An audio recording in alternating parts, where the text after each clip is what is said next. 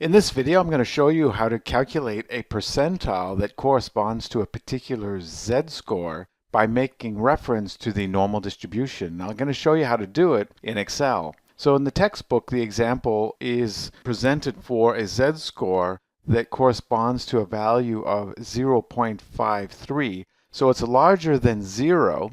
So we necessarily should start thinking that it is more than 50% of the cases that score less than or equal to a z-score of 0.53, whatever that transformed raw score has been into this z-score. More than 50% of cases will be associated with the percentile score that we're going to calculate. And the way I showed you to calculate that is with the normal distribution function in Excel.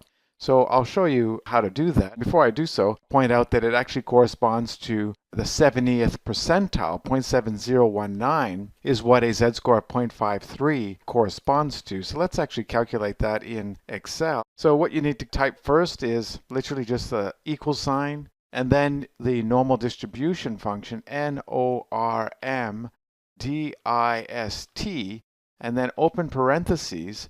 And Excel already starts telling you what you should type into this. And the value in this case is a z-score of 0.53. So I'm going to write 0.53, comma, with a mean of 0 and a standard deviation of 1, because that is what the standard normal distribution corresponds to.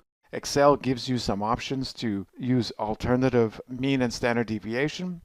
And then the last point that needs to be filled out is whether this is cumulative or not, and you need to write true. That's what I did in the textbook, and that's what you need to do here. That means it's going to accumulate all the percentages from lowest to highest, and we write true.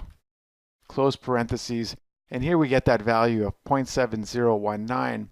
In my view, a z-score of 0.53 doesn't sound very much larger than a z-score of 0. But when you look at it from the percentile perspective, it's actually a fairly large z-score, because 70% of people or cases score lower than a z-score of 0.53 when you make reference to the normal distribution.